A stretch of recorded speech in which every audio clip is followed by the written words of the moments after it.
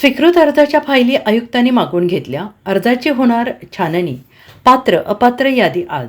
सांगली महानगरपालिकेच्या स्वीकृत नगरसेवक पदाच्या अर्जाच्या फायली आयुक्त संजिता महापात्रा यांनी नगर सचिव विभागातून मागून घेतल्या.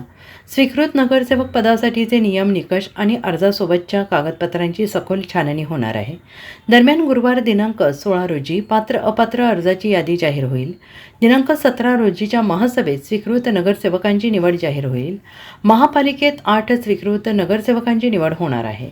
भाजपाचे 4, काँग्रेसचे 2 आणि राष्ट्रवादी अजित पवार पक्षाचे 2 स्वीकृत नगरसेवक होतील. स्वीकृत नगरसेवक पदासाठी भाजपकडे 29, काँग्रेसकडे 22 आणि राष्ट्रवादी अजित पवार पक्षाकडे 17 इच्छुकांचे अर्ज आले होते आणि या पक्षांच्या गटनेत्यांचे हे अर्ज छाननीसाठी नगरसचिव नगर कार्यालयाकडे सादर केले. दरम्यान थेट नगरसचिव कार्यालयाकडे 5 अर्ज दाखल झाले आहेत. या अर्जाची छाननी आयुक्तांसमोर करण्यात येणार होती. बुधवारी नूतन आयुक्त संजिता महापात्रा यांनी पदभार स्वीकारल्यानंतर नगर सचिव सहदेव कावडे यांनी सर्व प्रस्ताव त्यांच्याकडे सादर केले. आयुक्तांनी या प्रस्तावाची प्राथमिक तपासणी केली. आवश्यक कागदपत्रांची परिपूर्णता अर्ज आहेत का अशी माहिती विचारली. स्वीकृत नगरसेवक पदासाठी दाखल अर्जाची आयुक्तांकडून सखोल छाननी होणार आहे.